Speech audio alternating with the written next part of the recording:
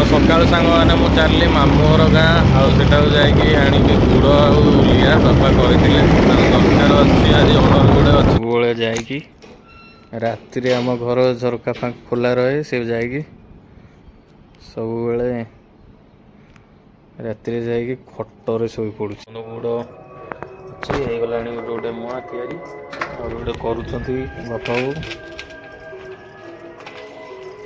ଉଖୁଡ଼ା ହେବ, ମୁଆଁ ହେବ, ବୁଢ଼ୀ ମୁଆଁ, ଚୁଡ଼ା ମୁଆଁ, ଉଖୁଡ଼ା 1000 ଟଙ୍କା ପାଖାପାଖି। ହ୍ୟାଲୋ ଫ୍ରେଣ୍ଡ, ଜୟ ଜଗନ୍ନାଥ। ମୁଁ ସାଗର, ଆପଣମାନଙ୍କୁ ମୋର ନୂଆ ବ୍ଲଗ୍ଟି ସ୍ୱାଗତ। ଆଶା କରୁଛି ଭଲ ଥିବେ ସମସ୍ତଙ୍କୁ ଶୁଭ ସକାଳ। ତ ଆଜି ତ ହେଉଛି ସାଙ୍ଗମାନେ ରବିବାର, ଆଜି ମୋର ଛୁଟି ଅଛି ଅଫିସ୍। ତ ଚାଲନ୍ତୁ ଆଜିର ବ୍ଲଗ୍ଟି ଆରମ୍ଭ କରିବା। ଦିନ ଯାକର ଯାହା କିଛି ହେବ ଆପଣମାନଙ୍କୁ ସବୁ ସେୟାର କରିବି। ତ ଚାଲନ୍ତୁ ଆଜିର ବ୍ଲଗ୍ଟି ଏବେ ଆରମ୍ଭ କରିବା।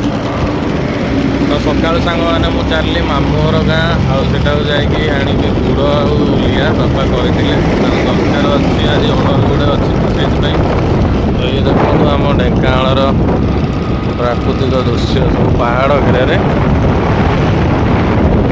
ଢେଙ୍କାନାଳ ସହର।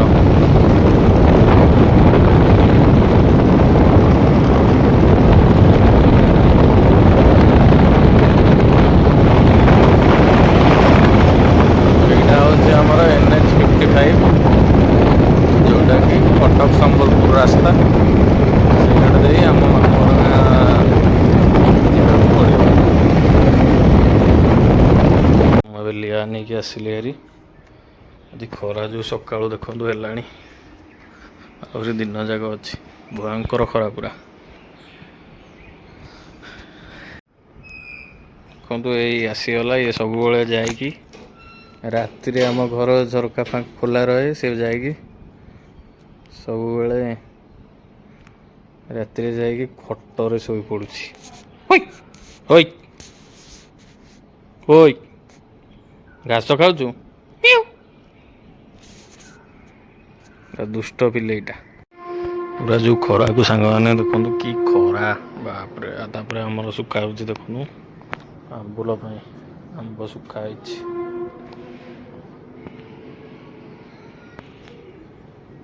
କହିଲି ଦେଖନ୍ତୁ ଖରାରୁ ରକ୍ଷା ପାଇବା ପାଇଁ ଛାଇକି ଆସିଛି ଆରି ରେଷ୍ଟ ନେଉଛି କରି।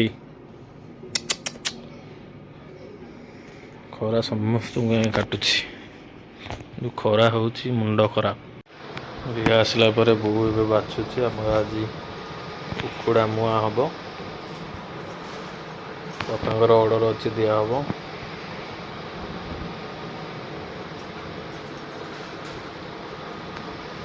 ଲିଆ ଗୁଡ଼ା ଖରାରେ ଶୁଖୁଛି, ଆଉ ଗୋଟେ ହେଇଗଲାଣି ବହୁତ ତିଆରି କରୁଛି। କେତେ ବାପା ଆଜି କରୁଛ ମୁଆଁ?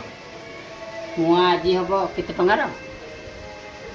ସେ ଉଖୁଡ଼ା ହେବ, ମୁଆଁ ହେବ, ବୁଢ଼ୀ ମୁଆଁ, ଚୁଡ଼ା ମୁଆଁ, ଉଖୁଡ଼ା 1000 ଟଙ୍କା ପାଖାପାଖି।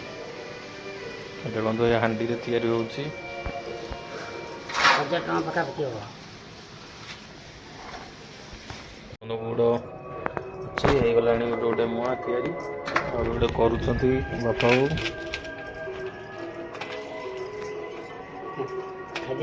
ବାରି ଦେଖନ୍ତୁ ହେଇଗଲା ଉଖୁଡ଼ା ତିଆରି। ଏଇଟା ଉଖୁଡ଼ା ପାଇଁ ଅର୍ଡ଼ର ଅଛି, ତିଆରି ହେଇଗଲା। ଆରୁ ଗୋଟେ ବି ଗୁଡ଼ ପଡ଼ୁଛି, ତିଆରି ହେବ।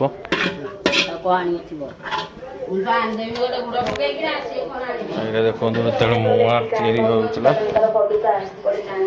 ଏଇଟା ଦେଖନ୍ତୁ ଚୁଡ଼ା ମୁଆଁ, ଏଇଟା ହେଉଛି ମୁଢ଼ି ମୁଆଁ ହେଇଗଲା ରେଡ଼ି। ଆଉ ବାପାଙ୍କର କାମ ଚାଲିଥିଲା ବେଳେ ରେଡ଼ିଓଟା ତ ଦେଖିବେ ଯାହା ହେଲେ, ଟିକେ ମାଇଣ୍ଡ ଫ୍ରି ହେଇଯିବ ରେଡ଼ିଓ ଶୁଣିକି ତାଙ୍କର। ତ ସାଙ୍ଗମାନେ ସମୟ ବର୍ତ୍ତମାନ ହେଇଗଲା 2ଟା ପାଖାପାଖି। ମୁଁ ଗାଧେଇକି ଏବେ ଆସିଲି ଆଉ ଖାଇ ବସିଲି। ଆଜି ଆମର ଖାଇବାରେ ଦେଖନ୍ତୁ ଭାତ ହେଇଛି, ମଟର ତରକାରୀ ଥିଲା, ଆଉ ବାଇଗଣ ଦଳାଦଳି, ଆଉ ହେଇଛି ଆମର ଆଜି ରବିବାରେ ଚିକେନ କି ମାଛ କିଛି ହେଇନି। ଆଜି ହେଇଛି ଚୁନା ଭଜା, ଚୁନା ମାଛ ଭଜା। ଚାଲନ୍ତୁ ଆଜି ରବିବାର ଖାଇଦେବା, ଲେଟ୍ କରିବାନି, ଖାଇଦେବା। ସାଙ୍ଗମାନେ ଆଜି ଆମର ଘରେ ମାମୁଁ ମାଇଁ ଆସିଛନ୍ତି ସନ୍ଧ୍ୟାବେଳେ, ଆଉ କଥାବାର୍ତ୍ତା ଚାଲିଛନ୍ତି, ଦେଖା ଚାଲିଛି, କଥାବାର୍ତ୍ତା ଚାଲିଛି।